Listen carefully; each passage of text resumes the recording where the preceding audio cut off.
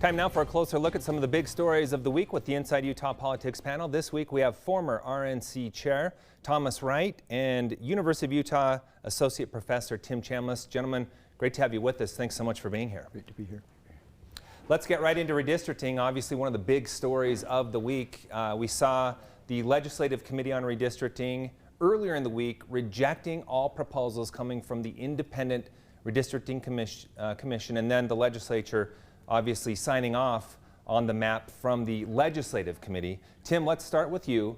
What do you make of what we saw play out during the week? Utah legislators have shown themselves once again to be unresponsive to the will of Utah voters, the majority of Utah voters that created an independent, truly impartial, nonpartisan, bipartisan redistricting commission. They came up with maps after public hearings that were impartial and fair. The legislature has given superficial notice to them and come up with their own maps that I believe are not responsive or reflective of the will of Utah voters. Thomas, your thoughts on what happened during the week? Well, Proposition 4 established this independent redistricting commission, which was charged with giving the legislature recommendations. That's what they did. It was never their authority to pass those maps. It was the legislature's responsibility because of the Utah State Constitution. So it was an interesting process to watch. But Glenn, I think the one thing that really stood out to me here was each congressional district has to have 819,704 people in it. This is not a geographical reapportionment, it's a population reapportionment so that there's one voice and one vote for every citizen in our country. That's why we do the census, and that's why there's redistricting. So when people say, you know, there's these jagged lines or we're dividing communities of interest, it happens with every map, regardless of who creates it. So then it just matters which philosophy you go with. The legislature's philosophy in this particular case was to have a mix of rural and urban. And so that's what they went with. That was their prerogative. But there was a great public process this time. I thought there was a lot of input with the Independent Redistricting Commission, and the Redistricting Committee of the legislature also got out and listened to citizens. So I think there was a lot of input and a lot of good that came from that. You know, Glenn, the voters approved Proposition 4 because they wanted better government. That the legislature for decades had been tone deaf, not listening, especially to the concept of divide and conquer. Instead of divide and conquer, be able to have unified communities of interest. To be able, for example, have rural Utah, to have 24 counties together, to be able, that'd be rural Utah, and to keep Salt Lake County to just 2 congressional districts, not 4 as we see now, to keep Morgan County, Weber County, Davis County together as one congressional district. This could have been done, and the goal again, better government. Thomas, address that. Why did Salt Lake County need to be chopped up into 4 legislative districts? Well, I wasn't there, and I wasn't in there behind the scenes, so I want to be careful about what I say, but again, Tim makes a good point for his philosophy. He wanted to see 24 counties in one district. That's a philosophy. He's not right, he's not wrong, that's just his opinion. The people that made the decision wanted to have rural and urban in both districts, and that was what they said from the get-go. I don't think it was surprising that that's what happened, but I remember looking at the first map that I looked at from the Independent Redistricting Commission. It had St. George cut in half. It had Draper cut in half. It had Murray cut in half. It had Midvale cut in half. There's no map. The reason I brought up the 819,704 people, there's no way to draw a map with the same amount of people, 819,704 in 4 districts, without some jagged lines that divide communities. There's no way to do it. And so then it just comes down to which philosophy are you going to follow? I'm not here to defend anybody's philosophy. I'm just here to say that there's differing philosophies, and that's what happened.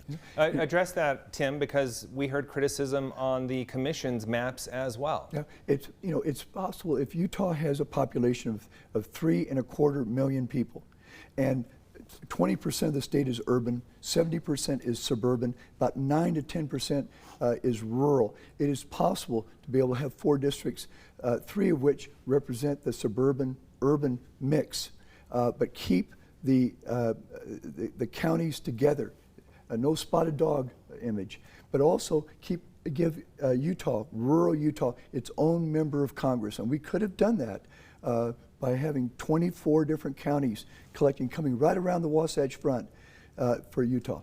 Yeah, and I'm a resident of Salt Lake City. I'm now in the 1st congressional district. Before I was in the 2nd. It's about 2 blocks for me to be in the 2nd from where I am. Yeah. So I live in the city where, kind of the belly button of these lions is, where the seam is. But I view it as, hey, you know what? I have 3 Congress people now in my area that I can contact about issues that are important to me in Salt Lake City. So again, Tim's not right or he's not wrong. That's just Tim's philosophy. There's different philosophies. Tim wanted to see one congressperson for all of rural Utah. There was legislators that comprise all of the state of Utah that didn't agree with that. They wanted to see a more urban-rural mix, and that's the direction they went. Let me ask both of you this. Can a Democrat win any of these legislative districts? The way the districts are drawn, calculated, it's going to be very difficult over the next decade for a Democrat to win. And that's exactly what the Democrats said 10 years ago. And both Jim Matheson and Ben McAdams won in the 4th Congressional District multiple times. They held the seat longer than Republicans did. So I hope that's not what this is all about. Yeah. I hope the Independent Redistricting Commission isn't about whether or not a Democrat can win or not. This is about making sure Utah's well represented in Congress and having 4 people that understand all of our issues. They're complex, they're intricate, and rural and urban Utah are both very important. We're a big geography state, yet we're the 4th most urban state by population in the country. So we have to balance those 2 things. And look, when I ran for governor last year, I traveled the state. Rural Utah feels left behind. While we've experienced this big economic boom along the Wasatch Front, many of Utah's rural counties have been left behind. Their children have been left behind. We owe it to every citizen of Utah to make sure that their voice is heard, and that's what happened. All 4 Congress people, regardless of which party they belong to, I encourage everyone to run. Let the electorate decide whether they want a Republican or Democrat, but every one of them now has to pay attention to rural Utah. I personally think that's a positive. Tim, your final thoughts on this issue? I just think problem solution. Think in terms of the fact that partisan gerrymandering harms democracy. It hurts our state. If you believe in competition, whether it's in sports or it's the marketplace, it's in classrooms, competition is good. And when you eliminate competition with partisan gerrymandering, like we see in the Utah State Legislature, House and Senate, or on the congressional level, Utah is harmed. And if you don't have competition, then sometime soon we have corruption. I agree. Competition is good. I believe in the 2-party system. I encourage everybody who wants to run. That is really important. But this conversation sometimes starts with, hey, we got to keep communities together, and then it ends with a Democrat can't win. So I just wonder, really, sometimes what the underlying motive there is. Democrats represent 19% of registered voters in the state of Utah. The problem isn't the lines. The problem is the message of the Democratic Party is not resonating in the state of Utah. And Utah is one of the most successful states in the country. Tim addressed that because when you even take a look at statewide races where it has nothing to do with districts, Democrats haven't been able to win in some 30 years, and in most cases, they're not even competitive. So is there more of an underlying issue here? We look at the Utah State Legislature and see the division that's not roughly 2-1, 50 to 25 in the House, 15 over in the Senate. But instead, what we see is overwhelming Republicans representing in the legislature, that lack of competition. And as a result, I believe Utah is not well represented.